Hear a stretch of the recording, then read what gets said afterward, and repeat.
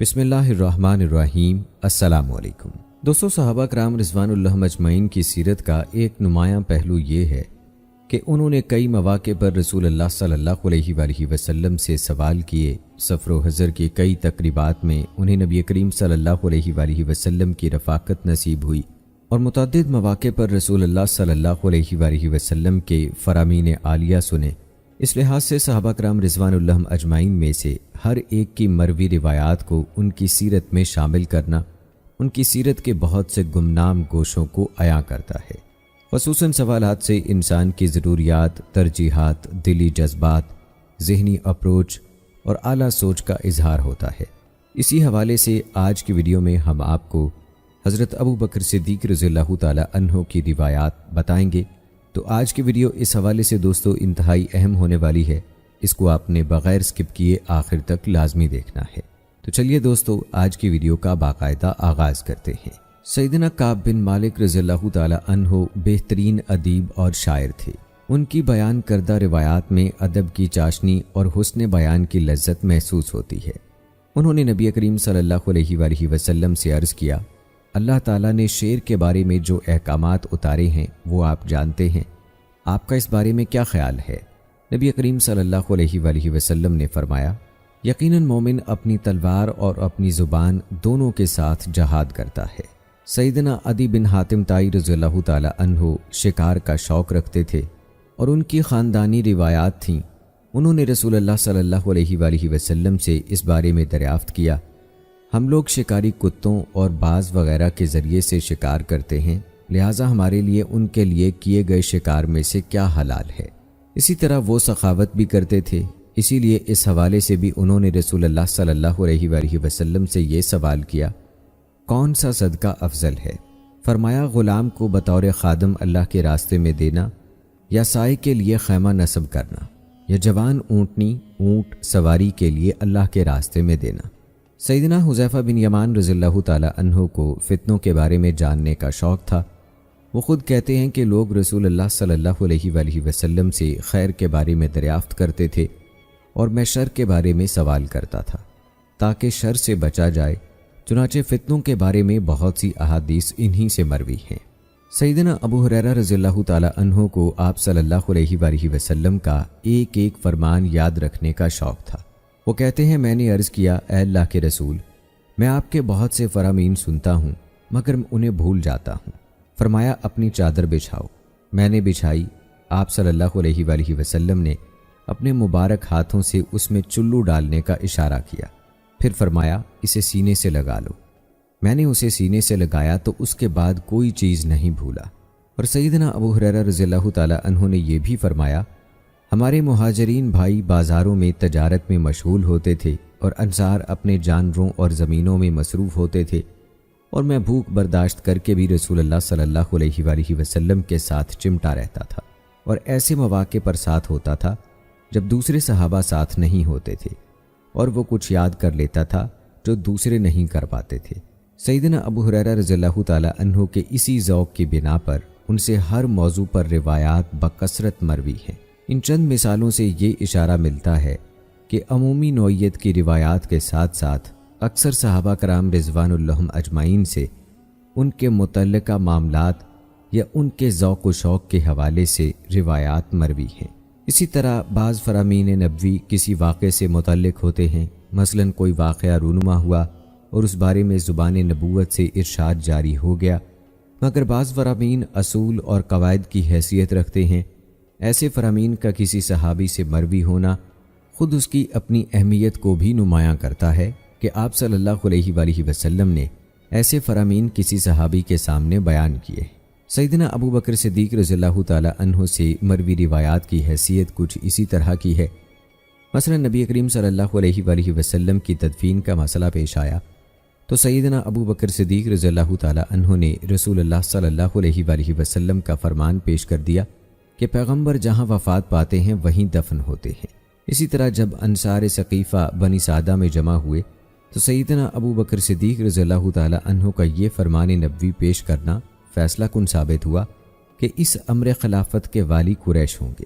یہ فرمان سیدنا ابو بکر صدیق رضی اللہ تعالی عنہ نے سیدنا سعد بن عبادہ رضی اللہ تعالی عنہ کی موجودگی میں رسول اللہ صلی اللہ علیہ وآلہ وسلم سے سنا تھا۔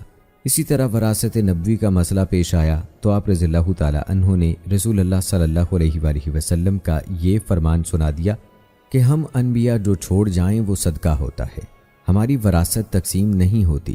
اسی طرح اور بہت سے اہم مواقع پر آپ رضی اللہ تعالی عنہ کے روایت کردہ فرامین نبویہ فیصلہ کن ثابت ہوئے۔ اس کی وجہ یہ ہے کہ سیدنا ابو بکر صدیق رضی اللہ تعالی عنہ کو نبی کریم صلی اللہ علیہ وآلہ وسلم کی عمر بھر کی رفاقت نصیب ہوئی۔ یہ سب فرامین نبویہ سیدنا ابو بکر صدیق رضی اللہ تعالی عنہ کی اہمیت اور حیثیت کو واضح کرتے ہیں۔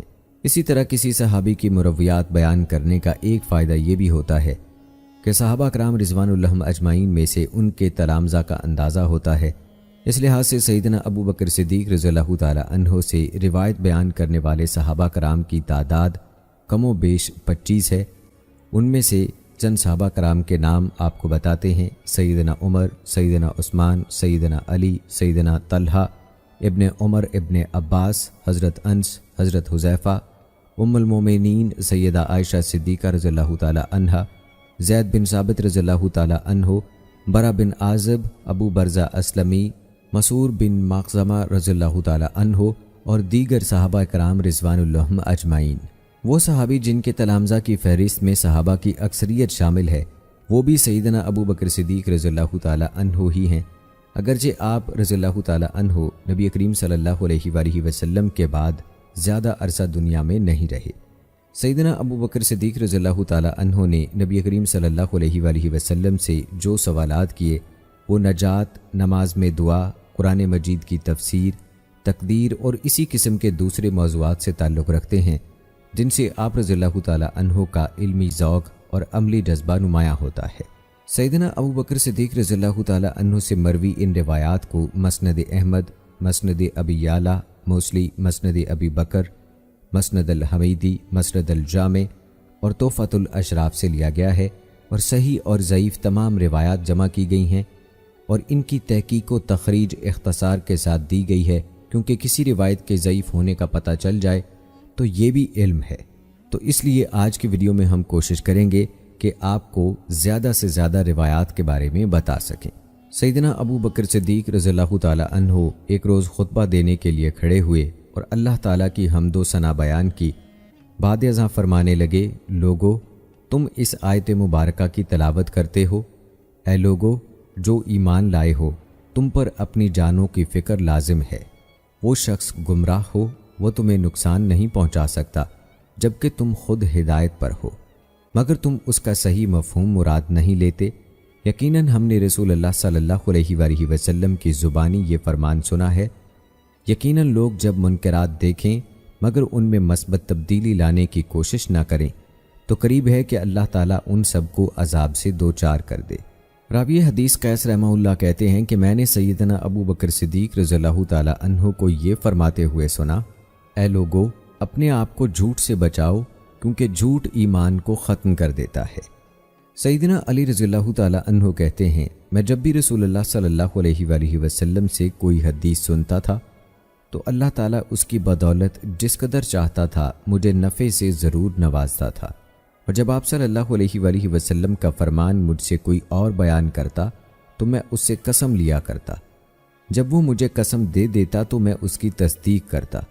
مجھ سے سیدنا ابو بکر صدیق رضی اللہ تعالی عنہ نے حدیث بیان کی اور یقیناً انہوں نے سچ فرمایا کہ انہوں نے رسول اللہ صلی اللہ علیہ وآلہ وسلم سے یہ فرمان سنا ہے: کوئی بھی شخص گناہ کر بیٹھے تو اس کے بعد اچھا وضو کرے، کہتے ہیں کہ اور نماز پڑھے، جبکہ سفیان دوسرے راوی حدیث کہتے ہیں کہ پھر 2 رکعتیں پڑھے، پھر اللہ تعالیٰ سے بخشش طلب کرے تو اللہ تعالیٰ اسے ضرور بخش دیتا ہے۔ پھر سیدنا ابو بکر صدیق رضی اللہ تعالی عنہ نے ان 2 آیات کی تلاوت فرمائی جس کا ترجمہ ہے: اور جو شخص برا عمل کرے یا اپنی جان پر ظلم کرے پھر وہ اللہ سے بخشش مانگے تو وہ اللہ کو بہت بخشنے والا، نہایت رحم کرنے والا پائے گا۔ اور وہ لوگ جب کوئی برا کام کر بیٹھتے ہیں یا اپنے آپ پر ظلم کر گزرتے ہیں۔ سیدنا برا بن عازب رضی اللہ تعالی عنہ کہتے ہیں کہ ابو بکر رضی اللہ تعالیٰ عنہ نے میرے والد عازب رضی اللہ تعالیٰ عنہ سے 13 درہم کی زین خریدی۔ ابو بکر رضی اللہ تعالیٰ عنہ نے عازب رضی اللہ تعالیٰ عنہ سے کہا، اپنے بیٹے برا سے کہنا اسے میرے گھر چھوڑ آئے۔ عازب رضی اللہ تعالیٰ عنہ کہنے لگے، ایسا نہیں ہوگا جب تک آپ ہمیں نبی کریم صلی اللہ علیہ وآلہ وسلم کے سفر ہجرت پر روانہ ہونے کی روداد نہیں سنائیں گے۔ ابو بکر رضی اللہ تعالیٰ عنہ نے ہجرت کی داستان ان الفاظ سے کہہ سنائی، رات کے پہلے پہر ہم نکلے اور اگلے روز دوپہر تک تیز رفتاری سے چلتے رہے۔ چلچلاتی دھوپ تھی، میں نے ادھر ادھر نظر دوڑائی کہ کوئی سایہ دار جگہ میسر آ جائے تاکہ ہم وہاں سستا لیں۔ مجھے ایک چٹان نظر آئی، میں اس کی طرف لپکا تو اس کے نیچے بھی بالکل تھوڑا سا سایہ رہ گیا تھا۔ میں نے سائے والی جگہ کچھ برابر کی اور چمڑے کی دری سی آپ صلی اللہ علیہ وآلہ وسلم کے لیے بچھا دی اور عرض کیا، اے اللہ کے رسول آپ آرام فرما لیجئے۔ تو آپ صلی اللہ علیہ وآلہ وسلم محو استراحت ہو گئے۔ پھر میں وہاں سے نکلا کہ دیکھوں کوئی ہمارا تعاقب تو نہیں کر رہا۔ اسی اثنا میں مجھے ایک چرواہا نظر آیا۔ میں نے اس سے کہا، جوان تمہارا تعلق کس سے ہے؟ وہ بولا، قریش کے ایک شخص کا غلام ہوں۔ اس نے مالک کا نام لیا تو میں پہچان گیا۔ میں نے پوچھا، تھوڑا بہت دودھ ہوگا؟ وہ بولا، جی ہاں۔ میں نے کہا، کیا میرے لیے دودھ نکالو گے؟ اس نے ہاں میں جواب دیا۔ میں نے اس سے کہا تو اس نے ریوڑ میں سے ایک بکری کی ٹانگیں باندھیں۔ پھر میں نے اس سے کہا تو اس نے بکری کے تھن سے گرد و غبار صاف کیا۔ پھر میرے کہنے پر اس نے اپنی ہتھیلیاں بھی صاف کیں۔ میرے پاس ایک برتن تھا جس کے منہ پر کپڑا بندھا ہوا تھا۔ اس نے کچھ دودھ نکال کر مجھے دیا۔ میں نے دودھ والے برتن پر پانی انڈیلنا شروع کیا حتیٰ کہ وہ نیچے سے ٹھنڈا ہو گیا۔ بعد ازاں میں رسول اللہ صلی اللہ علیہ وآلہ وسلم کی خدمت میں حاضری کے لیے چلا۔ وہاں پہنچا تو آپ صلی اللہ علیہ وآلہ وسلم بیدار ہو چکے تھے۔ میں نے عرض کیا، اے اللہ کے رسول صلی اللہ علیہ وآلہ وسلم نوش فرمائیے۔ آپ صلی اللہ علیہ وآلہ وسلم نے وہ دودھ پیا تو مجھے بے حد خوشی ہوئی۔ پھر میں نے عرض کیا، کیا اب یہاں سے چلیں؟ پھر ہم چل پڑے۔ لوگ ہماری تلاش میں تھے مگر ان میں سے صرف سراقہ بن مالک بن جاشم جو گھوڑے پر سوار تھا وہ ہم تک پہنچ سکا۔ میں نے عرض کیا، اے اللہ کے رسول یہ تعاقب کرنے والا ہمیں ملنے کو ہے۔ رسول اللہ صلی اللہ علیہ وآلہ وسلم نے فرمایا، گھبراؤ مت، اللہ ہمارے ساتھ ہے۔ اتنے میں وہ ہم سے چند نیزوں کے فاصلے پر آ گیا۔ میں نے عرض کیا، اے اللہ کے رسول صلی اللہ علیہ وآلہ وسلم تلاش کرنے والا ہم تک پہنچ چکا ہے، اور میری آنکھوں میں آنسو آ گئے۔ آپ صلی اللہ علیہ وآلہ وسلم نے فرمایا، کیوں رو رہے ہو؟ میں نے عرض کیا، اللہ کی قسم میں اپنی جان کی خاطر نہیں بلکہ آپ کی فکر میں رو رہا ہوں۔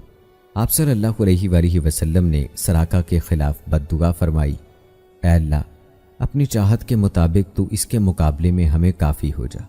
اسی وقت سراقہ کے گھوڑے کی ٹانگیں پیٹ تک زمین میں دھنس گئی اور سراقہ اس سے گر پڑا اور بولا، اے محمد مجھے یقین ہے کہ یہ آپ ہی کا کام ہے۔ آپ اللہ سے دعا کریں کہ وہ مجھے اس آزمائش سے ایک دفعہ نکالے۔ اللہ کی قسم میں اس کے نتیجے میں آپ کے تعاقب میں اپنے پیچھے آنے والوں کو کسی اور راستے پر ڈال دوں گا۔ یہ میرا ترکش ہے، اس میں سے ایک تیر لے لیجئے، کیونکہ آپ کو قریب ہی فلاں جگہ پر میرے مال مویشی کے پاس سے گزرنا ہے۔ تو یہ تیر بطور علامت دکھا کر آپ ان میں سے اپنی ضرورت کے لیے کچھ لے سکیں گے۔ رسول اللہ صلی اللہ علیہ وآلہ وسلم نے فرمایا، مجھے ان کی قطعاً ضرورت نہیں۔ پھر آپ صلی اللہ علیہ وآلہ وسلم نے اس کے لیے دعا کی تو اسے چھٹکارا ملا اور وہ اپنے ساتھیوں کی طرف پلٹ گیا۔ رسول اللہ صلی اللہ علیہ وآلہ وسلم اور میں ہم دونوں چلتے چلتے مدینہ منورہ پہنچ گئے۔ لوگوں نے آپ صلی اللہ علیہ وآلہ وسلم کا بھرپور استقبال کیا۔ وہ لوگ راہوں میں پلکیں بچھائے کھڑے تھے اور کچھ اپنے گھروں کی چھتوں پر تھے۔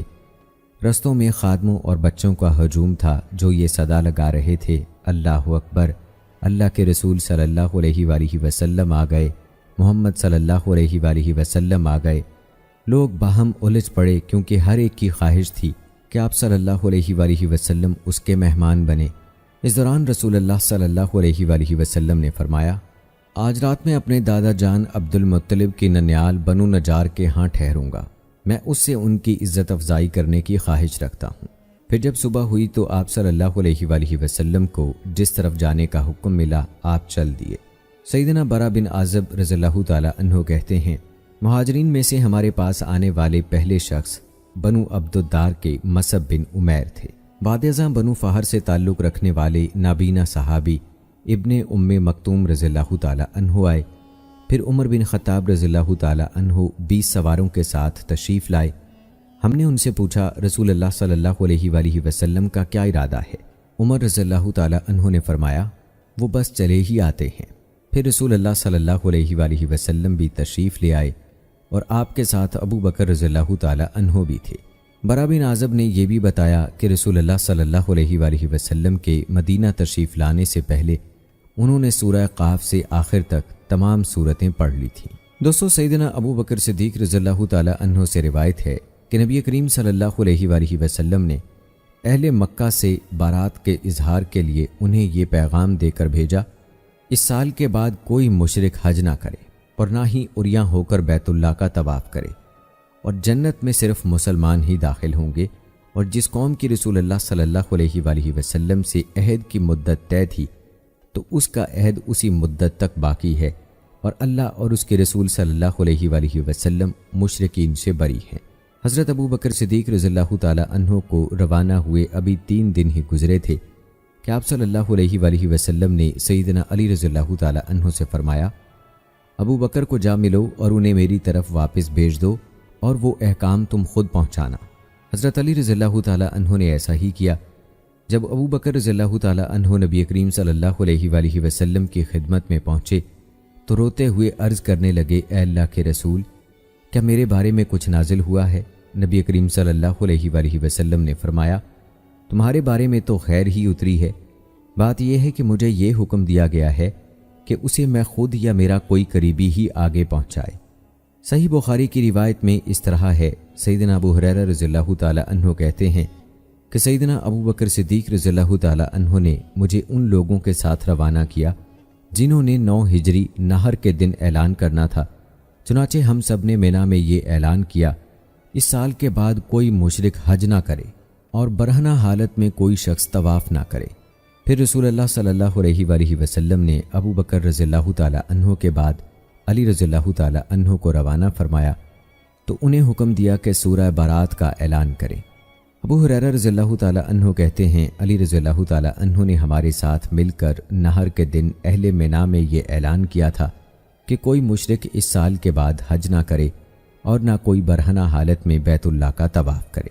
اس سے واضح ہے کہ سیدنا ابو بکر صدیق رضی اللہ تعالی عنہ اپنے عہدے پر قائم تھے اور انہی کی طرف سے اعلان ہوا تھا، بلکہ انہی کی طرف سے اعلان کرنے والوں میں سیدنا علی رضی اللہ تعالی عنہ بھی شامل ہو گئے۔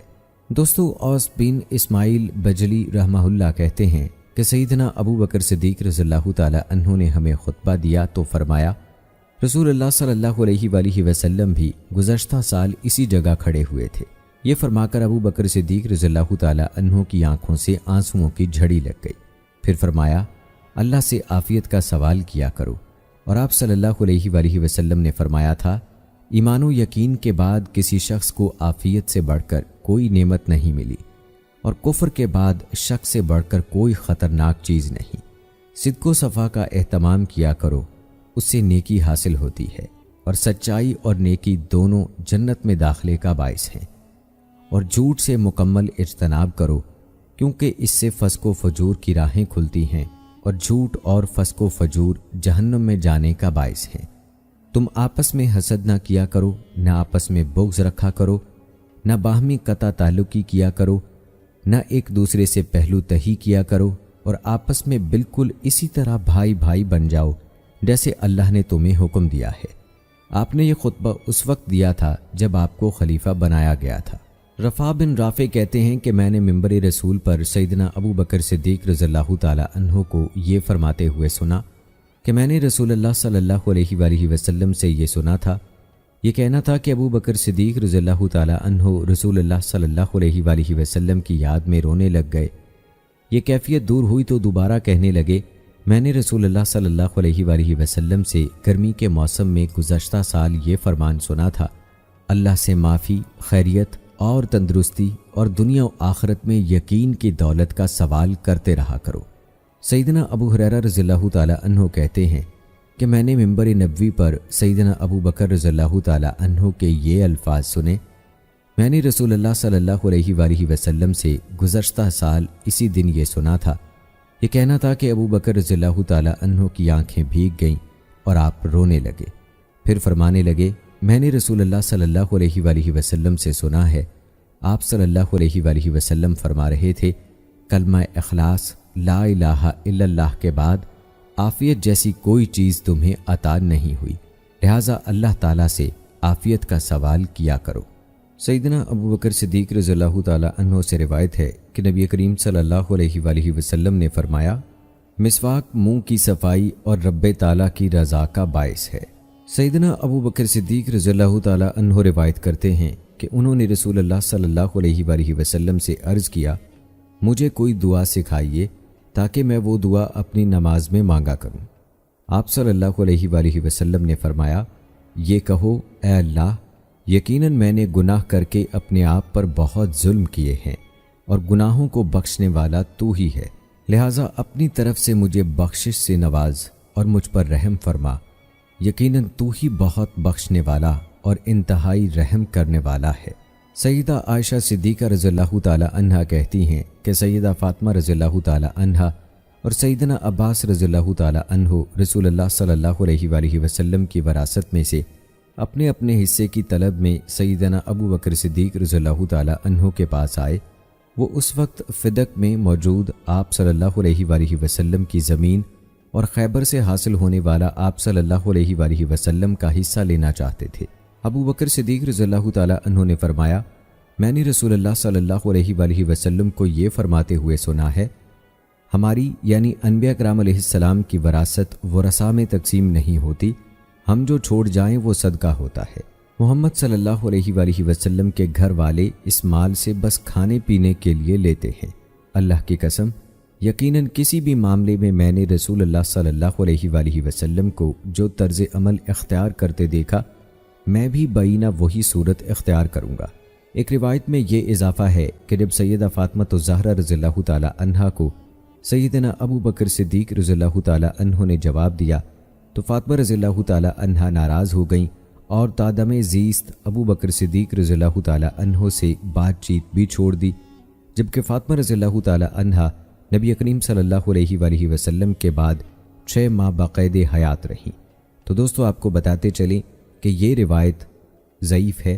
اس روایت میں یہ اضافہ بھی ہے کہ مدینہ منورہ میں جو آپ صلی اللہ علیہ وآلہ وسلم کا صدقہ وغیرہ تھا، اسے سیدنا عمر رضی اللہ تعالی عنہ نے سیدنا علی اور سیدنا عباس رضی اللہ تعالی عنہ کے حوالے کر دیا تھا، مگر سیدنا علی رضی اللہ تعالی عنہ اس پر غالب آ گئے۔ ہاں، خیبر اور فدق کی زمین اور باغ عمر رضی اللہ تعالی عنہ نے ان کے حوالے نہ کیا اور کہنے لگے، یہ دونوں رسول اللہ صلی اللہ علیہ وآلہ وسلم کا صدقہ ہیں، یہ دونوں آپ صلی اللہ علیہ وآلہ وسلم کی پیش آمدہ ضروریات اور اخراجات کے لیے تھے، ان کا معاملہ اسی کے سپرد ہوگا جو خلیفہ ہوگا۔ راوی کہتے ہیں خیبر اور فدق آج بھی اسی طرح ہیں۔ ایک روایت میں صدیق اکبر رضی اللہ تعالی عنہ کا یہ فرمان بھی موجود ہے، اس ذات کی قسم جس کے ہاتھ میں میری جان ہے، میں اپنے عزیزوں سے صلہ رحمی کروں، اس سے مجھے کہیں زیادہ عزیز ہے کہ میں رسول اللہ صلی اللہ علیہ وآلہ وسلم کے عزیز و اقارب سے صلہ رحمی کروں۔ ہاں، میرے اور تمہارے درمیان ان مالوں کی وجہ سے جو شکر رنجی ہوئی ہے، تو میں ان مالوں کے بارے میں حق سے روگردانی نہیں کر سکتا، اور میں نے ان کے بارے میں رسول اللہ صلی اللہ علیہ وآلہ وسلم کو جیسے کرتے دیکھا ہے، میں اسی صورت پر کاربند رہوں گا۔ سیدنا انس رضی اللہ تعالی عنہ سے روایت ہے کہ ابو بکر صدیق رضی اللہ تعالی عنہ نے انہیں بتایا کہ جب نبی کریم صلی اللہ علیہ وآلہ وسلم یا یہ کہا کہ ہم غار میں تھے، تو میں نے آپ صلی اللہ علیہ وآلہ وسلم سے عرض کیا، ان یعنی پیچھا کرنے والوں میں سے اگر کوئی اپنے قدموں کو دیکھے تو ہم تو اسے نظر آ جائیں گے۔ رسول اللہ صلی اللہ علیہ وآلہ وسلم نے فرمایا، ابو بکر، ان دو کے بارے میں تیرا کیا خیال ہے جن کے ساتھ تیسرا اللہ ہو؟ دوستو، سیدنا ابو بکر صدیق رضی اللہ تعالی عنہ کہتے ہیں کہ رسول اللہ صلی اللہ علیہ وآلہ وسلم نے فرمایا، جنت میں کوئی بخیل جائے گا نہ دھوکے باز، نہ خائن اور نہ غلاموں سے برا سلوک کرنے والا۔ پہلے پہل جنت کا دروازہ ایسے غلام کھٹکھٹائیں گے جو اللہ کے اور اپنے درمیان عہد کو اچھے طریقے سے نبھانے کے ساتھ ساتھ اپنے مالکوں سے کیے ہوئے عہد کو بھی بحسن خوبی نبھاتے ہیں۔ سیدنا عامر بن واصلہ رضی اللہ تعالی عنہ روایت کرتے ہیں کہ رسول اللہ صلی اللہ علیہ وآلہ وسلم کی وفات کے بعد سیدہ فاطمہ رضی اللہ تعالی عنہا نے ابو بکر صدیق رضی اللہ تعالی عنہ کی طرف یہ پیغام بھیجا، رسول اللہ صلی اللہ علیہ وآلہ وسلم کے وارث آپ ہیں یا اہل بیت؟ ابو بکر صدیق رضی اللہ تعالی عنہ نے فرمایا، میں نہیں ہوں بلکہ اہل بیت ہی آپ صلی اللہ علیہ وآلہ وسلم کے وارث ہیں۔ وہ کہنے لگیں، تو پھر رسول اللہ صلی اللہ علیہ وآلہ وسلم کی طرف سے ہمیں ملنے والا حصہ کہاں گیا؟ ابو بکر صدیق رضی اللہ تعالی عنہ نے فرمایا، میں نے رسول اللہ صلی اللہ علیہ وآلہ وسلم سے یہ حدیث سنی ہے، یقیناً جب اللہ عز و جل اپنے کسی پیغمبر کو مال و متاع سے نوازتا ہے تو اس پیغمبر کی وفات کے بعد اس کے مال و متاع کو اس کے لیے مقرر فرما دیتا ہے جو پیغمبر کا جانشین ہوتا ہے، لہٰذا میری رائے یہ ہے کہ میں اسے مسلمانوں کے حوالے کر دوں۔ یہ سن کر سیدہ فاطمہ رضی اللہ تعالی عنہا کہنے لگیں، آپ نے رسول اللہ صلی اللہ علیہ وآلہ وسلم سے جو سنا ہے اسے آپ ہی بخوبی جانتے ہیں۔ سیدنا حذیفہ رضی اللہ تعالی عنہ سیدنا ابو بکر صدیق رضی اللہ تعالی عنہ سے روایت کرتے ہیں کہ رسول اللہ صلی اللہ علیہ وآلہ وسلم ایک روز نماز فجر ادا کرنے کے بعد وہیں تشریف فرما رہے، پھر جب چاشت کا وقت ہوا تو رسول اللہ صلی اللہ علیہ وآلہ وسلم مسکرانے لگے، پھر آپ اسی جگہ تشریف فرما رہے حتیٰ کہ آپ صلی اللہ علیہ وآلہ وسلم نے ظہر، عصر اور مغرب کی نماز پڑھائی۔ اسی دوران آپ صلی اللہ علیہ وآلہ وسلم نے کوئی بات نہ کی حتیٰ کہ عشاء کی نماز بھی پڑھا دی۔ بعد ازاں اپنے گھر تشریف لے گئے۔ لوگ ابو بکر صدیق رضی اللہ تعالی عنہ سے کہنے لگے، کیا آپ رسول اللہ صلی اللہ علیہ وآلہ وسلم سے دریافت کریں گے کہ کیا معاملہ ہے؟ کیونکہ آج آپ صلی اللہ علیہ وآلہ وسلم نے معمول سے ہٹ کر دن گزارا ہے۔ ابو بکر صدیق رضی اللہ تعالی عنہ نے آپ صلی اللہ علیہ وآلہ وسلم سے دریافت کیا تو آپ صلی اللہ علیہ وآلہ وسلم فرمانے لگے، ہاں میرے سامنے دنیا اور آخرت کے کچھ معاملات پیش کیے گئے، چنانچہ روز قیامت صورتحال یہ ہوگی کہ پہلوں اور پچھلوں کو ایک میدان میں جمع کر دیا جائے گا، اس سے لوگوں پر گھبراہٹ طاری ہو جائے گی۔ اسی کیفیت میں وہ آدم علیہ السلام کی طرف بڑھیں گے اور ان کا پسینہ ان کے منہوں تک پہنچا ہوا ہوگا۔ وہ آدم علیہ السلام سے عرض کریں گے، اے آدم، آپ ابو البشر ہیں، اللہ عز و جل نے آپ کو چنا، لہٰذا رب تعالیٰ کے حضور ہماری سفارش کریں۔ وہ فرمائیں گے، جو معاملہ تمہارے ساتھ پیش آیا ہے میرے ساتھ بھی ایسا معاملہ پیش آ چکا ہے، تم اپنے باپ آدم علیہ السلام کے بعد والے باپ نوح علیہ السلام کی طرف جاؤ، کیونکہ اللہ نے فرمایا ہے، بے شک اللہ تعالیٰ نے آدم علیہ السلام، نوح علیہ السلام اور آل ابراہیم اور آل عمران کو جہانوں پر چن لیا۔ تو لوگ نوح علیہ السلام کے پاس جا کر ان سے عرض کریں گے، اپنے رب کے حضور ہماری سفارش فرمائیں۔ اللہ نے آپ کو منتخب فرمایا، آپ کی دعا قبول فرمائی اور اس کے نتیجے میں زمین پر کافروں کا کوئی باشندہ نہیں چھوڑا۔ نوح علیہ السلام یہ سن کر فرمائیں گے، یہ میرے بس میں نہیں، تم ابراہیم علیہ السلام کی طرف چلے جاؤ، اللہ تعالیٰ نے انہیں اپنا خلیل بنایا ہے۔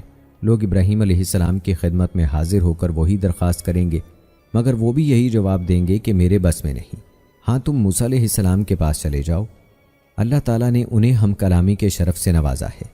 لوگ موسیٰ علیہ السلام کے سامنے اپنی عرض داشت رکھیں گے، مگر موسیٰ علیہ السلام فرمائیں گے، میرے لیے یہ کام بھاری ہے، ایسا کرو تم عیسیٰ علیہ السلام کے پاس چلے جاؤ، کیونکہ وہ کوڑی میں مبتلا اور برس کے مریضوں کو اللہ کے حکم سے تندرست اور مردوں کو اللہ کے حکم سے زندہ کر دیتے تھے، مگر عیسیٰ علیہ السلام بھی یہی کہیں گے کہ میرے اختیار میں نہیں، ہاں تم عالم انسانیت کے سردار محمد صلی اللہ علیہ وآلہ وسلم کے پاس چلے جاؤ، وہ روز قیامت سب سے پہلے زمین سے باہر آئے، لہٰذا وہ رب کے حضور تمہاری سفارش کریں گے۔ نبی کریم صلی اللہ علیہ وآلہ وسلم سفارش کے لیے چل پڑیں گے تو انہیں دیکھ کر جبرائیل علیہ السلام رب تعالیٰ کے حضور حاضر ہوں گے، تو اللہ عز و جل فرمائیں گے، انہیں اجازت بھی دو اور جنت کی خوشخبری بھی دو۔ پھر جبرائیل علیہ السلام نبی کریم صلی اللہ علیہ وآلہ وسلم کو لے کر آئیں گے، تو آپ صلی اللہ علیہ وآلہ وسلم 7 دنوں کے بقدر سجدے میں پڑے رہیں گے۔ اللہ تعالیٰ فرمائیں گے، اے محمد سجدے سے سر اٹھائیں، آپ کہیں آپ کی بات سنی جائے گی، اور سفارش کریں، آپ کی سفارش قبول ہوگی۔ آپ صلی اللہ علیہ وآلہ وسلم اپنا سر مبارک سجدے سے اٹھائیں گے، تو جب اللہ عز و جل کا نظارہ کریں گے تو دوبارہ 7 دن کے بقدر سجدے میں چلے جائیں گے۔ اللہ تعالیٰ فرمائیں گے، اپنا سر اٹھائیں اور بات کریں، آپ کی سنوائی ہوگی، اور سفارش کریں، آپ کی سفارش قبول کی جائے گی۔ آپ صلی اللہ علیہ وآلہ وسلم پھر سجدہ کرنے کے لیے بڑھنے لگیں گے تو جبرائیل علیہ السلام آپ کو بازوؤں سے پکڑ لیں گے۔ پھر اللہ تعالیٰ آپ کو وہ کلمات سکھائیں گے کہ ان جیسے کلمات کسی کو بھی نہیں سکھائے گئے ہوں گے۔ پھر آپ صلی اللہ علیہ وآلہ وسلم عرض کریں گے، اے میرے رب، تو نے مجھے نسل آدم کا سردار بنایا ہے اور مجھے اس پر فخر نہیں، اور میں ہی وہ ہوں جو روز قیامت سب سے پہلے زمین سے باہر آؤں گا، اور اس پر بھی مجھے فخر نہیں، حتیٰ کہ حوض کوثر کے نزدیک میرے پاس سنا سے ایلا تک لوگوں کے ہجوم سے بھی زیادہ لوگ آئیں گے۔ پھر کہا جائے گا صدیقوں کو بلاؤ، تو وہ سفارش کریں گے۔ پھر کہا جائے گا انبیاء اکرام علیہ السلام کو بلاؤ۔ ایک پیغمبر آئیں گے تو ان کے ساتھ بڑی جماعت ہوگی، ایک نبی آئیں گے تو ان کے ساتھ صرف 5-6 لوگ ہوں گے، اور ایک پیغمبر آئیں گے مگر ان کے ساتھ کوئی نہ ہوگا۔ پھر کہا جائے گا شہداء کو بلاؤ۔ شہداء جس کے لیے چاہیں گے سفارش کریں گے۔ شہداء جب اس کام سے فارغ ہوں گے تو اللہ تعالیٰ فرمائیں گے، میں سب سے زیادہ رحم کرنے والا ہوں، جس نے بھی میرے ساتھ کسی کو شریک نہیں ٹھہرایا اسے جنت میں داخل کر دو، تو وہ جنت میں داخل ہو جائیں گے۔ پھر اللہ عز و جل فرمائیں گے، جہنم میں دیکھو، وہاں تمہیں کوئی ایسا شخص ملا، نظر آیا جس نے کبھی کوئی اچھا کام کیا ہو؟ وہ جہنم میں ایک ایسے شخص کو پالیں گے۔ اللہ عز و جل اس سے فرمائے گا، کیا تو نے کبھی کوئی اچھا کام کیا ہے؟ وہ جواب دے گا نہیں۔ اتنا ضرور ہے کہ میں خرید و فروخت میں لوگوں کے ساتھ نرمی کیا کرتا تھا۔ اللہ عز و جل فرمائیں گے، جیسے یہ شخص میرے بندوں کے ساتھ نرمی کیا کرتا تھا، اسی طرح میرے اس بندے کے ساتھ بھی نرمی اور سخاوت کا برتاؤ کرو۔ پھر اہل جنت دوزخ میں سے ایک اور شخص کو نکالیں گے۔ اللہ عز و جل اس سے نرمی فرمائیں گے، کیا تو نے کبھی کوئی بھلائی کا کام کیا ہے؟ وہ کہے گا نہیں، مگر میں نے اپنے بچوں کو یہ حکم دے رکھا تھا کہ جب میں فوت ہو جاؤں تو مجھے جلانا، پھر مجھے اچھی طرح پیس دینا، جب میں ریزہ ریزہ ہو جاؤں تو مجھے سمندر کی طرف لے جانا اور بہا دینا، اور مجھے ہوا میں اڑا دینا۔ اللہ کی قسم، رب العالمین مجھ پر کبھی بھی دوبارہ زندہ کرنے کی قدرت نہیں رکھے گا۔ اللہ تعالیٰ اس سے پوچھے گا، تو نے ایسا کیوں کیا؟ وہ کہے گا تیرے خوف کے مارے۔ اللہ عز و جل فرمائیں گے، کسی بڑے بادشاہ کی سلطنت کا اندازہ لگا، اس جتنی مزید 10 گنا تیرے لیے ہے۔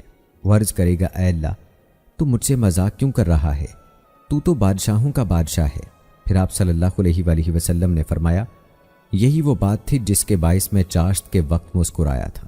طلحہ بن عبداللہ بن عبد الرحمن بن ابی بکر کہتے ہیں کہ میرے والد ذکر کرتے تھے کہ ان کے والد عبد الرحمن بن ابی بکر نے اپنے والد محترم ابو بکر رضی اللہ تعالی عنہ سے یہ کہتے ہوئے سنا کہ میں نے رسول اللہ صلی اللہ علیہ وآلہ وسلم سے عرض کیا، اے اللہ کے رسول، ہمارے مقدر میں جو لکھ دیا گیا ہے ہم اسی کے مطابق عمل کرتے ہیں، یا ابھی لکھا نہیں گیا اور ہم اپنے ارادے اور اختیار کے مطابق عمل کرتے ہیں؟ رسول اللہ صلی اللہ علیہ وآلہ وسلم نے فرمایا، بلکہ ہم اس کے مطابق عمل کرتے ہیں جو ہمارے مقدر میں لکھ دیا گیا ہے۔ میں نے عرض کیا، اے اللہ کے رسول، اگر مقدر لکھ دیا گیا ہے تو ہم کس لیے عمل کریں؟ فرمایا، ہر ایک کو اسی کی توفیق ملتی ہے جس کے لیے اسے پیدا کیا گیا ہے۔ سیدنا عثمان بن عفان رضی اللہ تعالی عنہ بیان کرتے ہیں کہ نبی کریم صلی اللہ علیہ وآلہ وسلم کی وفات پر بعض صحابہ کرام رضوان اللہ اجمعین بہت رنجیدہ ہوئے اور انہیں عجیب عجیب وسوسے اور خیالات آنے لگے، جبکہ میں بھی انہی میں سے تھا۔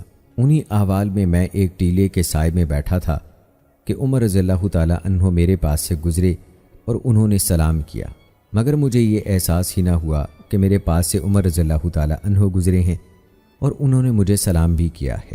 یہ دیکھ کر عمر رضی اللہ تعالی عنہ ابو بکر رضی اللہ تعالی عنہ کے پاس آئے اور ان سے کہنے لگے، میں عثمان کے پاس سے گزرا، انہیں سلام کیا، مگر انہوں نے مجھے جواب ہی نہیں دیا، یہ کتنی نامناسب بات ہے۔ تو ابو بکر اور عمر رضی اللہ تعالی عنہ میرے پاس تشریف لائے اور دونوں نے مجھے ایک ساتھ سلام کیا۔ پھر ابو بکر رضی اللہ تعالی عنہ فرمانے لگے، آپ کے بھائی عمر میرے پاس آئے تھے، انہوں نے مجھے بتایا کہ آپ کے پاس سے گزرتے ہوئے انہوں نے سلام کیا تھا، مگر آپ نے انہیں سلام کا جواب نہیں دیا، اس کا کیا سبب ہے؟ میں نے کہا، میں نے تو ایسا کیا ہی نہیں۔ عمر رضی اللہ تعالی عنہ کہنے لگے، اللہ کی قسم، کیوں نہیں؟ آپ نے ایسا ہی کیا ہے۔ امویو، آپ لوگوں کے مزاج ہی اس قسم کے ہیں۔ میں نے کہا، اللہ کی قسم، مجھے تو پتہ ہی نہیں کہ آپ میرے پاس سے گزرے ہیں یا آپ نے مجھے سلام کیا ہے۔ ابو بکر صدیق رضی اللہ تعالی عنہ کہنے لگے، عثمان سچ کہہ رہے ہیں، ممکن ہے عثمان کی توجہ کسی اور طرف ہو۔ میں نے کہا ایسا ہی تھا۔ ابو بکر صدیق رضی اللہ تعالیٰ عنہ کہنے لگے آپ کیا سوچ رہے تھے؟ میں نے کہا اللہ عز و جل کے حکم سے نبی کریم صلی اللہ علیہ وآلہ وسلم اس سے پہلے ہی وفات پا گئے ہیں کہ ہم ان سے پوچھ سکیں کہ نجات اور کامیابی کس چیز میں ہے۔ ایک روایت میں یہ الفاظ ہیں کہ میں سیدنا عثمان رضی اللہ تعالیٰ عنہ نے خواہش کا اظہار کیا کہ کاش میں نے رسول اللہ صلی اللہ علیہ وآلہ وسلم سے یہ سوال کر لیا ہوتا کہ شیطان ہمارے نفسوں میں جو وسوسے ڈالتا ہے ان سے ہماری نجات کیسے ممکن ہے۔ ابو بکر رضی اللہ تعالیٰ عنہ نے فرمایا میں نے تو اس بارے میں آپ صلی اللہ علیہ وآلہ وسلم سے پوچھ لیا تھا۔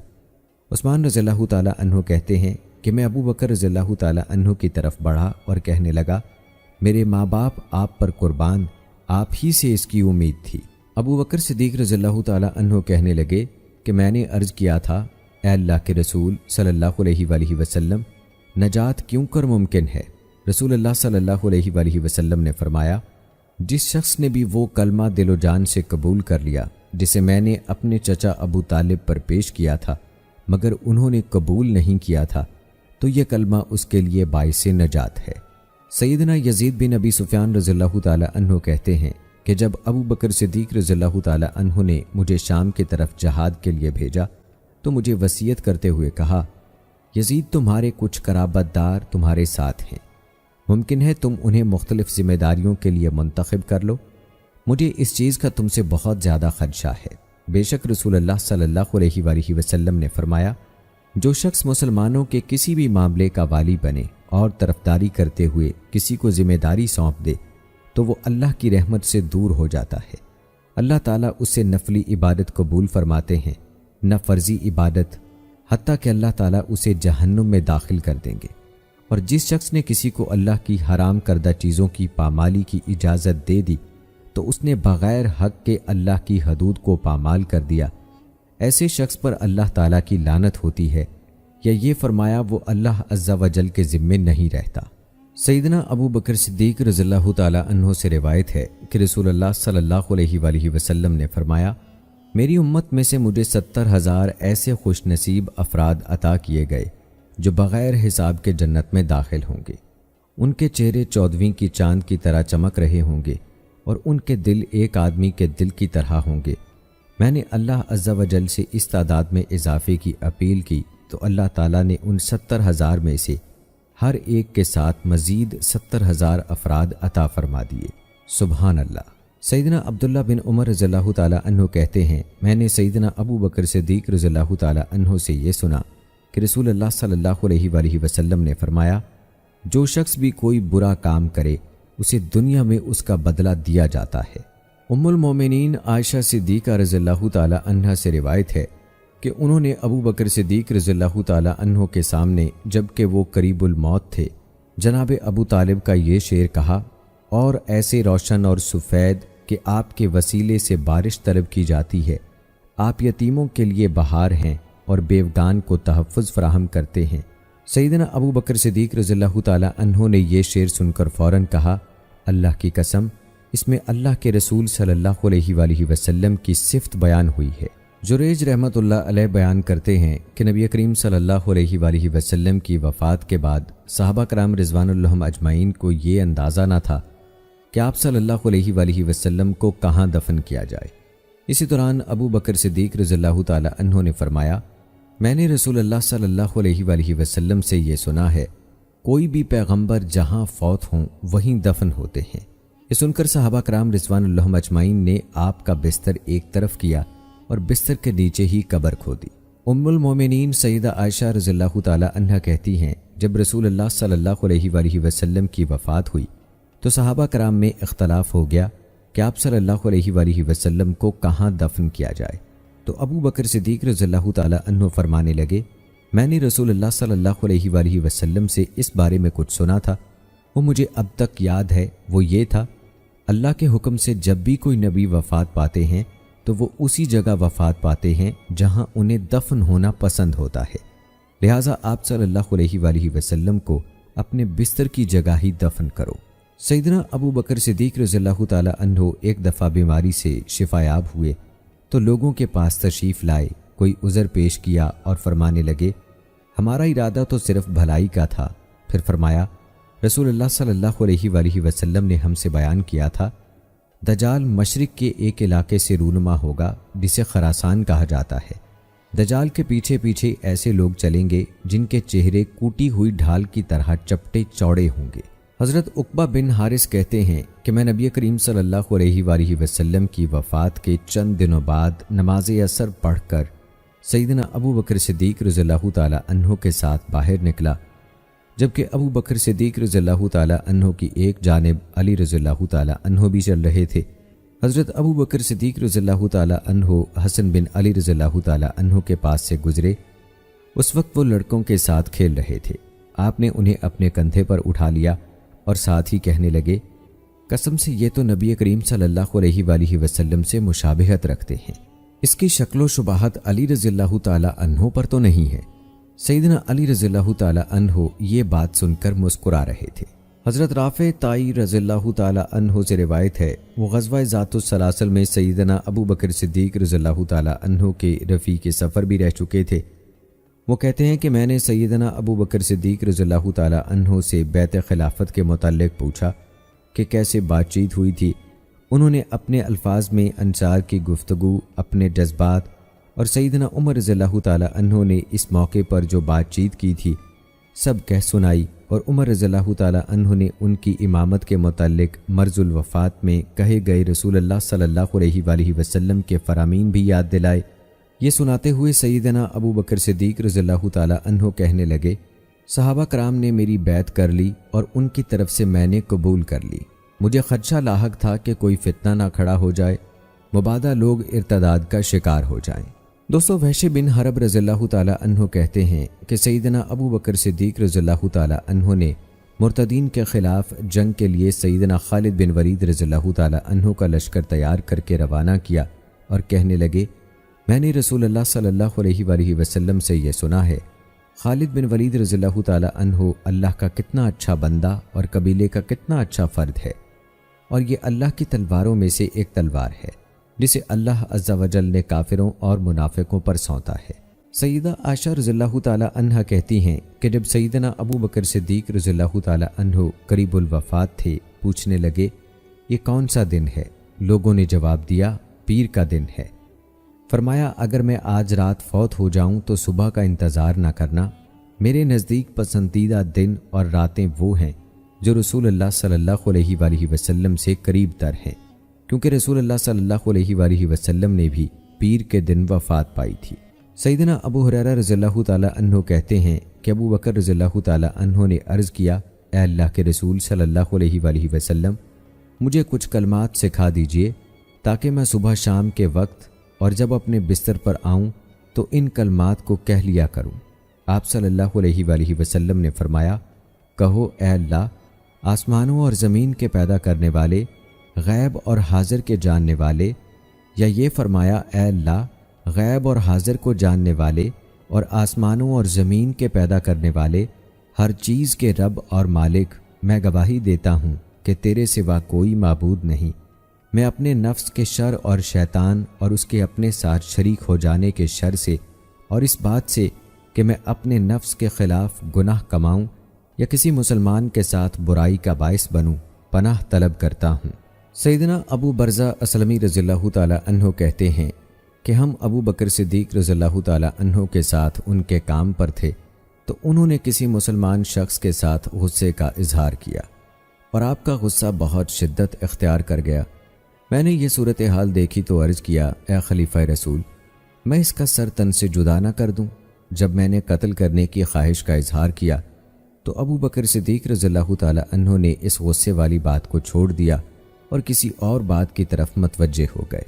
پھر جب ہم ایک دوسرے سے علیحدہ ہو گئے تو ابو بکر صدیق رضی اللہ تعالی عنہ نے کچھ دیر بعد مجھے بلا بھیجا اور مجھ سے کہنے لگے، ابو برزہ، آپ نے کیا بات کہی تھی؟ ابو برزہ کہتے ہیں، میں نے جو بات کہی تھی وہ میں بھول چکا تھا۔ میں نے عرض کیا، آپ مجھے یاد کرا دیں۔ فرمایا، جو آپ نے کہا تھا وہ آپ کو یاد نہیں؟ میں نے کہا، نہیں، اللہ کی قسم۔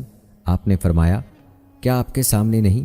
جب آپ نے مجھے دیکھا کہ میں ایک شخص سے غصے ہو رہا تھا تو آپ نے کہا تھا کہ اے خلیفہ رسول، میں اس شخص کی گردن مار دیتا ہوں۔ کیا آپ کو یہ یاد نہیں؟ کیا آپ نے ایسا نہیں کہا تھا؟ میں نے کہا جی ہاں اللہ کی قسم، اور اگر اب بھی آپ مجھے حکم دیں تو میں ایسا کر گزروں۔ فرمایا ہلاکت ہو، اللہ کی قسم محمد کریم صلی اللہ علیہ وآلہ وسلم کے بعد کسی شخص کو یہ مقام حاصل نہیں۔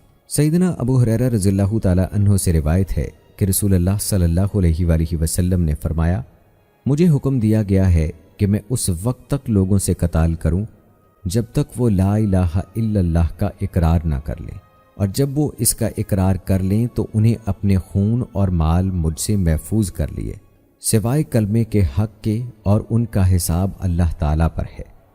سیدنا ابو ہریرہ رضی اللہ تعالی عنہ کہتے ہیں کہ جب مرتدین کا مسئلہ درپیش آیا تو عمر رضی اللہ تعالی عنہ ابو بکر رضی اللہ تعالی عنہ سے کہنے لگے، آپ ان مرتدین سے قتال کریں گے؟ حالانکہ رسول اللہ صلی اللہ علیہ وآلہ وسلم کے اس بارے میں ارشادات ہیں۔ تو ابو بکر صدیق رضی اللہ تعالی عنہ نے فرمایا، اللہ کی قسم میں نماز اور زکوٰۃ میں فرق نہیں کرتا، اور جس نے بھی ان دونوں میں فرق کیا میں ان سے ضرور قتال کروں گا۔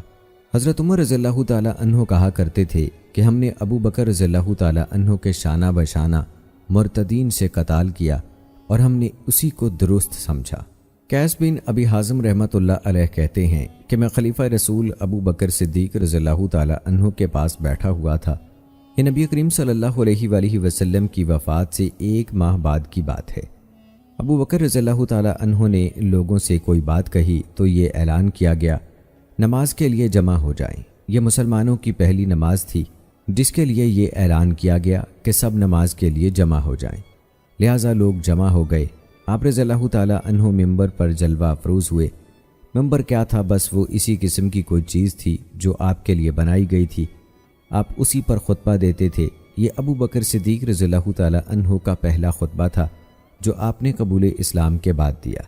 قیس بن ابی حازم کہتے ہیں انہوں نے اللہ تعالیٰ کی حمد و ثنا بیان کی، پھر فرمایا، لوگو میں چاہتا ہوں کہ میری جگہ کوئی اور یہ ذمہ داری نبھائے، اور اگر تم یہ مطالبہ کرو کہ میں نبی کریم صلی اللہ علیہ وآلہ وسلم کے طریقے کے عین مطابق عمل کروں تو میں اس کی طاقت نہیں رکھتا۔ اس کی وجہ یہ ہے کہ آپ صلی اللہ علیہ وآلہ وسلم کو شیطان سے محفوظ رکھا گیا تھا، اور یہ بات بھی ہے کہ آپ صلی اللہ علیہ وآلہ وسلم پر آسمان سے وحی بھی نازل ہوتی تھی۔ سیدنا ابو بکر صدیق رضی اللہ تعالی عنہ سے روایت ہے کہ نبی کریم صلی اللہ علیہ وآلہ وسلم سے دریافت کیا گیا، کون سا حج افضل ہے؟ فرمایا، جس میں بلند آواز سے تلبیہ کہا جائے اور قربانی کے جانوروں کا خون بہایا جائے۔ سیدنا ابو بکر صدیق رضی اللہ تعالی عنہ سے روایت ہے کہ وہ حجۃ الوداع کے موقع پر رسول اللہ صلی اللہ علیہ وآلہ وسلم کی مائیت میں روانہ ہوئے۔ حضرت ابو بکر صدیق رضی اللہ تعالی عنہ کے ساتھ ان کی اہلیہ اسما بنت امیس رضی اللہ تعالی عنہا بھی تھیں۔ جب قافلہ ذوالحلیفہ پہنچا تو اسما بنت امیس رضی اللہ تعالی عنہا سے محمد بن ابی بکر رضی اللہ تعالی عنہ کی ولادت ہوئی۔ ابو بکر رضی اللہ تعالی عنہ نبی کریم صلی اللہ علیہ وآلہ وسلم کی خدمت میں حاضر ہوئے اور آپ صلی اللہ علیہ وآلہ وسلم کو خبر دی۔ رسول اللہ صلی اللہ علیہ وآلہ وسلم نے ان سے کہا کہ آپ اسما سے کہیں کہ وہ غسل کرے، پھر حج کا تلبیہ پکارے اور بیت اللہ کے طواف کو چھوڑ کر وہ تمام امور ادا کرے جو حاجی کرتے ہیں۔ سیدنا ابو بکر صدیق رضی اللہ تعالی عنہ سے روایت ہے، وہ کہتے ہیں کہ میں نے نبی کریم صلی اللہ علیہ وآلہ وسلم سے یہ سنا ہے، بے شک اللہ عز و جل نے ایسے جسم پر جنت حرام کر دی ہے جو حرام سے پلا ہو۔ سیدنا ابو بکر صدیق رضی اللہ تعالی عنہ سے روایت ہے کہ نبی کریم صلی اللہ علیہ وآلہ وسلم جب کسی کام کا ارادہ فرماتے تو دعا کرتے، اے اللہ میرا کام بہتر بنا اور میرے لیے خیر ہی کو پسند فرما۔ سیدنا ابو بکر صدیق رضی اللہ تعالی عنہ سے روایت ہے کہ رسول اللہ صلی اللہ علیہ وآلہ وسلم نے فرمایا، جس نے استغفار کیا اس نے گناہوں پر اصرار نہیں کیا، اگرچہ وہ دن میں 70 مرتبہ گناہ کر بیٹھے۔ سیدنا جابر بن عبداللہ رضی اللہ تعالی عنہ سے روایت ہے کہ عمر رضی اللہ تعالی عنہ نے ابو بکر صدیق رضی اللہ تعالی عنہ سے کہا، اے رسول اللہ صلی اللہ علیہ وآلہ وسلم کے بعد لوگوں میں سے بہترین شخصیت؟ تو ابو بکر صدیق رضی اللہ تعالی عنہ کہنے لگے، ہاں اگر آپ یہ کہتے ہیں تو میں نے بھی رسول اللہ صلی اللہ علیہ وآلہ وسلم سے یہ سنا ہے، چشم فلک نے عمر رضی اللہ تعالی عنہ سے اچھا آدمی نہیں دیکھا۔ سیدنا انس رضی اللہ تعالی عنہ سے روایت ہے کہ رسول اللہ صلی اللہ علیہ وآلہ وسلم کی وفات کے بعد ابو بکر صدیق رضی اللہ تعالی عنہ نے عمر رضی اللہ تعالی عنہ سے کہا، آئیں ام ایمن کے ہاں چلیں، جیسا کہ رسول اللہ صلی اللہ علیہ وآلہ وسلم ان کے ہاں جایا کرتے تھے۔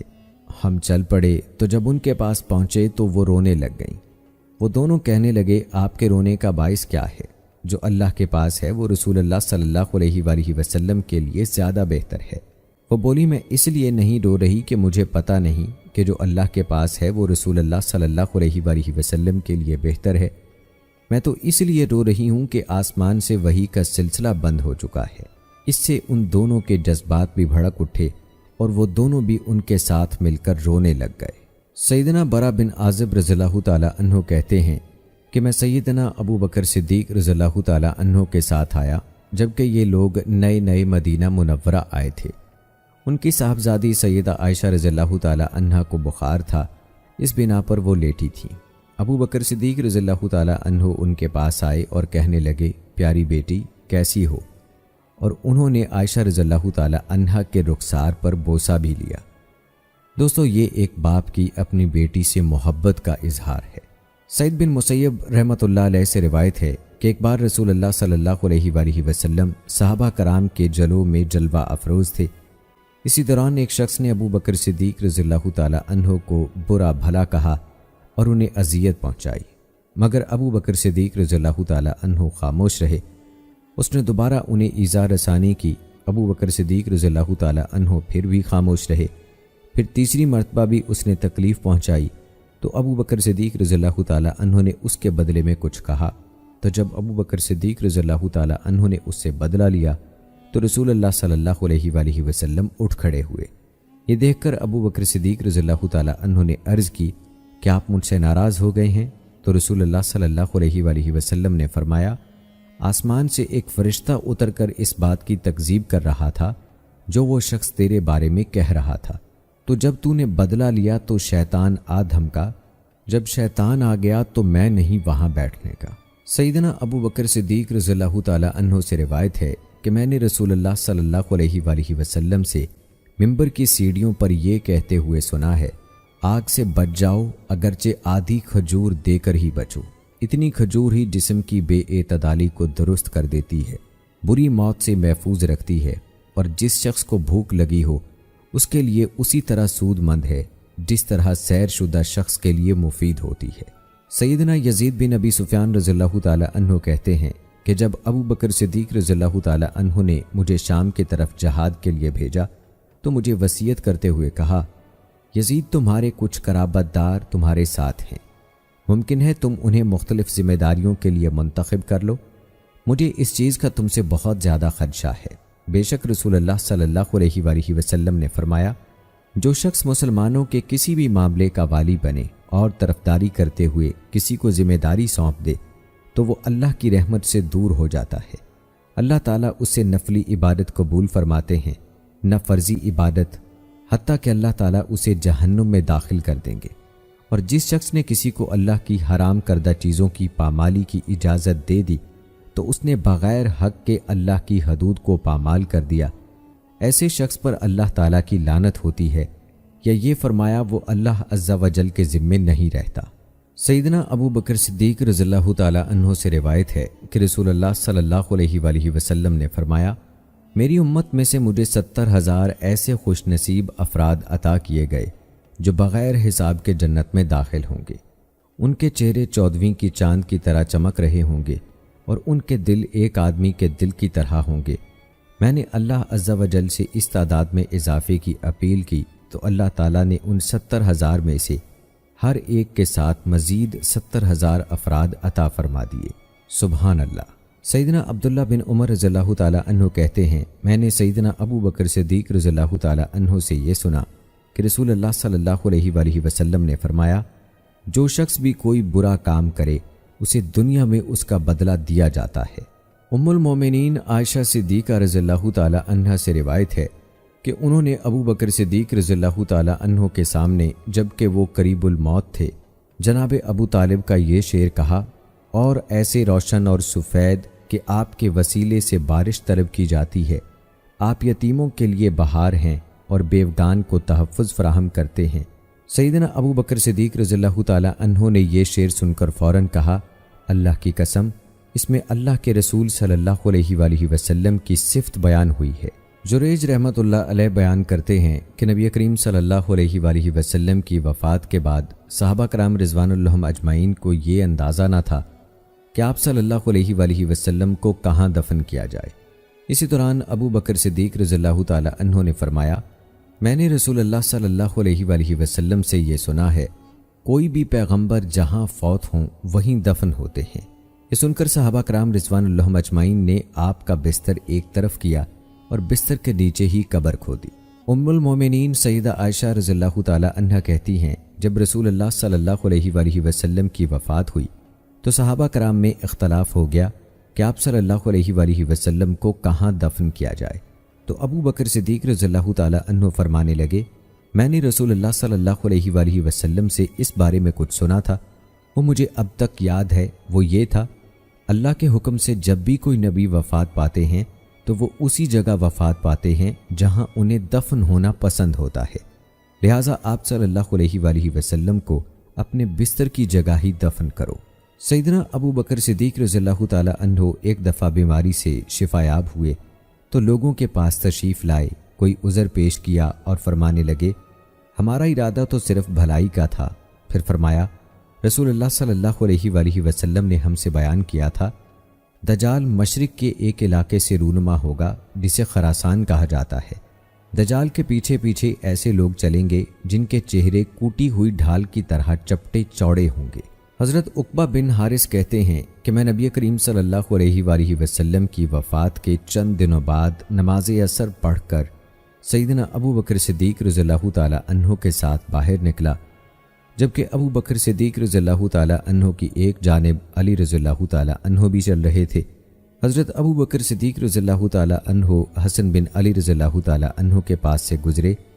اس وقت وہ لڑکوں کے ساتھ کھیل رہے تھے۔ آپ نے انہیں اپنے کندھے پر اٹھا لیا اور ساتھ ہی کہنے لگے، قسم سے یہ تو نبی کریم صلی اللہ علیہ وآلہ وسلم سے مشابہت رکھتے ہیں، اس کی شکل و شباہت علی رضی اللہ تعالی عنہ پر تو نہیں ہے۔ سیدنا علی رضی اللہ تعالی عنہ یہ بات سن کر مسکرا رہے تھے۔ حضرت رافع طائی رضی اللہ تعالی عنہ سے روایت ہے، وہ غزوہ ذات السلاسل میں سیدنا ابو بکر صدیق رضی اللہ تعالی عنہ کے رفیق سفر بھی رہ چکے تھے۔ وہ کہتے ہیں کہ میں نے سیدنا ابو بکر صدیق رضی اللہ تعالی عنہ سے بیعت خلافت کے متعلق پوچھا کہ کیسے بات چیت ہوئی تھی۔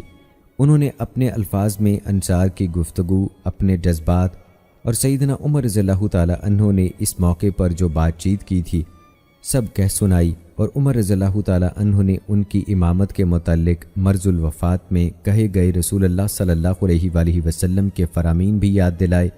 یہ سناتے ہوئے سیدنا ابو بکر صدیق رضی اللہ تعالی عنہ کہنے لگے، صحابہ کرام نے میری بیعت کر لی اور ان کی طرف سے میں نے قبول کر لی۔ مجھے خدشہ لاحق تھا کہ کوئی فتنہ نہ کھڑا ہو جائے، مبادا لوگ ارتداد کا شکار ہو جائیں۔ دوستو، وحش بن حرب رضی اللہ تعالی عنہ کہتے ہیں کہ سیدنا ابو بکر صدیق رضی اللہ تعالی عنہ نے مرتدین کے خلاف جنگ کے لیے سیدنا خالد بن ولید رضی اللہ تعالی عنہ کا لشکر تیار کر کے روانہ کیا اور کہنے لگے، میں نے رسول اللہ صلی اللہ علیہ وآلہ وسلم سے یہ سنا ہے، خالد بن ولید رضی اللہ تعالی عنہ اللہ کا کتنا اچھا بندہ اور قبیلے کا کتنا اچھا فرد ہے، اور یہ اللہ کی تلواروں میں سے ایک تلوار ہے جسے اللہ عز و جل نے کافروں اور منافقوں پر سونتا ہے۔ سیدہ عائشہ رضی اللہ تعالی عنہا کہتی ہیں کہ جب سیدنا ابو بکر صدیق رضی اللہ تعالی عنہ قریب الوفات تھے، پوچھنے لگے، یہ کون سا دن ہے؟ لوگوں نے جواب دیا، پیر کا دن ہے۔ فرمایا، اگر میں آج رات فوت ہو جاؤں تو صبح کا انتظار نہ کرنا، میرے نزدیک پسندیدہ دن اور راتیں وہ ہیں جو رسول اللہ صلی اللہ علیہ وآلہ وسلم سے قریب تر ہیں، کیونکہ رسول اللہ صلی اللہ علیہ وآلہ وسلم نے بھی پیر کے دن وفات پائی تھی۔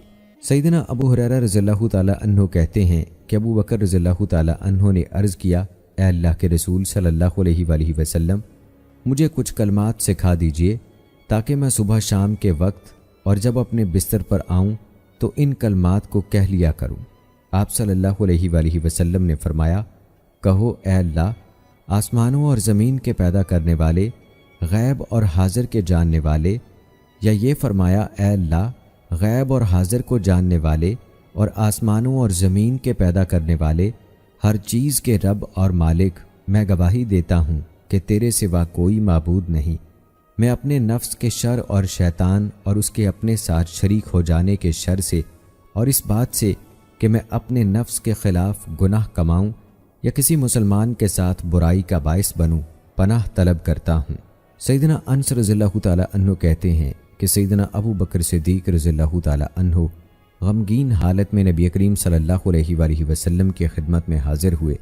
یہ دیکھ کر نبی کریم صلی اللہ علیہ وآلہ وسلم نے فرمایا، کیا بات ہے، میں تمہیں افسردہ دیکھ رہا ہوں؟ عرض کیا، اے اللہ کے رسول صلی اللہ علیہ وآلہ وسلم، میں گزشتہ رات اپنے چچا کے فلاں بیٹے کے پاس تھا اور وہ موت و حیات کی کشمکش میں تھا۔ فرمایا، تو نے اسے لا الہ الا اللہ کی تلقین کیوں نہ کی؟ عرض کیا، اے اللہ کے رسول صلی اللہ علیہ وآلہ وسلم، میں نے تو اس سے ایسا کہا تھا۔ آپ صلی اللہ علیہ وآلہ وسلم نے پوچھا، تو کیا اس نے یہ کلمہ کہہ دیا تھا؟ عرض کیا، جی ہاں۔ فرمایا، پھر تو اس کے لیے جنت واجب ہو گئی۔ ابو بکر صدیق رضی اللہ تعالیٰ عنہ نے عرض کیا، اے اللہ کے رسول صلی اللہ علیہ وآلہ وسلم، یہ کلمہ زندوں کے حق میں کیسا ہے؟ فرمایا، یہ ان کے گناہوں کو بالکل ملیا میٹ کر دیتا ہے اور انہیں قلعدم کر دیتا ہے۔ سبحان اللہ۔ دوستو، یہ تھی ہماری آج کی ویڈیو جس میں ہم نے آپ کو حضرت ابو بکر صدیق رضی اللہ تعالیٰ عنہ کی روایات کے بارے میں بتایا۔ امید ہے کہ ہماری آج کی یہ ویڈیو آپ کو پسند آئی ہوگی۔ اللہ تعالیٰ سے دعا ہے کہ ہمیں حضرت ابو بکر صدیق رضی اللہ تعالیٰ عنہ کی روایات پر عمل کرنے کی توفیق عطا فرمائے۔ آمین ثم آمین۔ آج کی ویڈیو کے بارے میں اپنی رائے کا اظہار کمنٹ باکس میں لازمی کیجیے گا۔ مجھے اگلی ویڈیو تک اجازت دیں۔ فی امان اللہ۔